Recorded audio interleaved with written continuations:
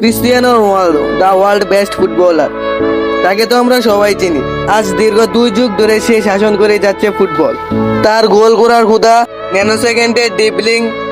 আজ আমরা জানবো তার ইতিহাস, তার গল্প।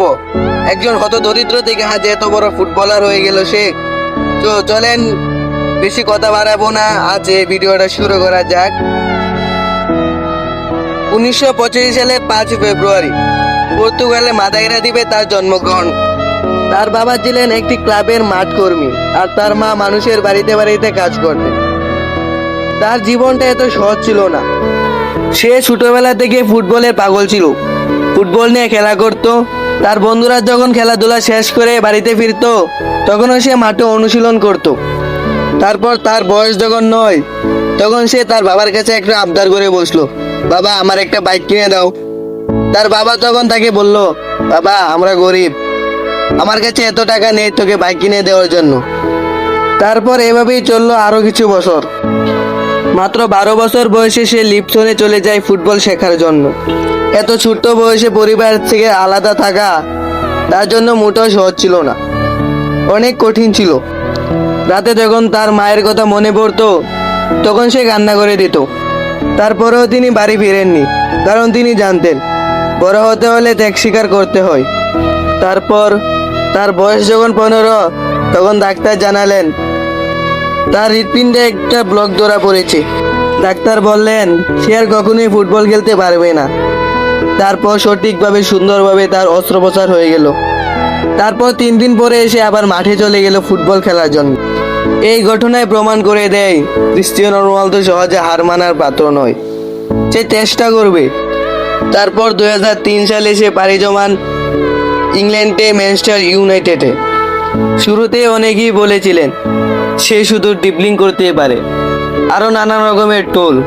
কিন্তু কোচ স্যার অ্যালেক্স ফার্গুসনের অধীনে ক্রিস্টিয়ানো রোনালদো তার দুর্বলতাগুলো দূর করেন এবং কঠোর অনুশীলন এবং পরিশ্রম এবং জেদের মাধ্যমে সে বিশ্বের অন্যতম একজন প্রভাবশালী ফুটবলার হয়ে ওঠে। সে যখন সুখের মুখ দেখতেছে তখন 2005 সালে তার বাবা মারা যায়, আর এটি ছিল তার জীবনের সবথেকে কষ্টের একটি মুহূর্ত।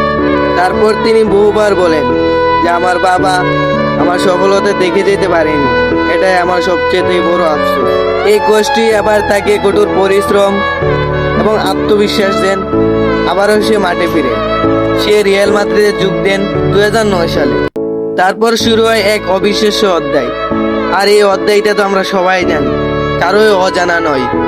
তিনি একের পর এক ট্রফি জিততে থাকেন, দলকে ট্রফি এনে দেন এবং গোল করার ক্ষুধা তার যেন আরো বেড়ে যায়।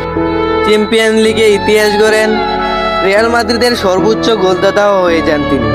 ক্রিস্টিয়ানো রোনালদো তার প্রতিভা ছিল, কিন্তু তার পরিশ্রমই ছিল তার আসল প্রতিভা।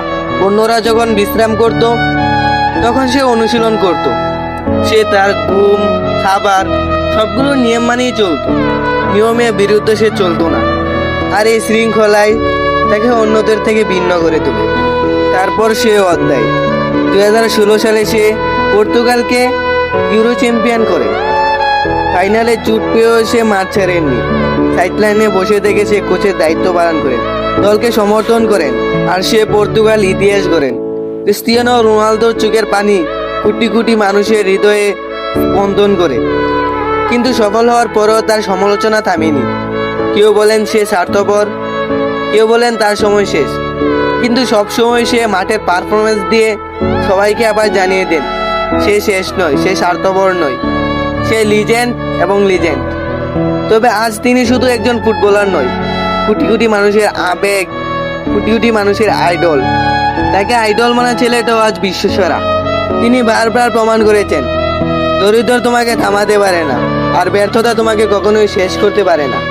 মানুষের সমালোচনা তোমার কেরিয়ার শেষ করতে পারে না এবং তোমার কেরিয়ার ঠিক করতে পারে না। তোমার পরিশ্রমই তোমার কেরিয়ার ঠিক করে দেবে, এবং তুমি ভবিষ্যতে যা হতে চাও পরিশ্রম না করলে তুমি কোনো কিছুই হতে পারবে না। তো এই গাইস, এটা আমার প্রথম ভিডিও, তাই গুছিয়ে বলতে পারিনি। আপনারা যদি অনুপ্রেরণা দেন তাহলে আমি আরো ভালো ভালো গল্প নিয়ে আসবো এবং গুছিয়ে বলতে পারবো। তো আজকে ভিডিওটা এই পর্যন্তই। ভালো লাগলে চ্যানেলটা সাবস্ক্রাইব করে একটা লাইক দিয়ে যাবেন। খুদা হাফেজ, আল্লাহ হাফেজ, আলবিদায়।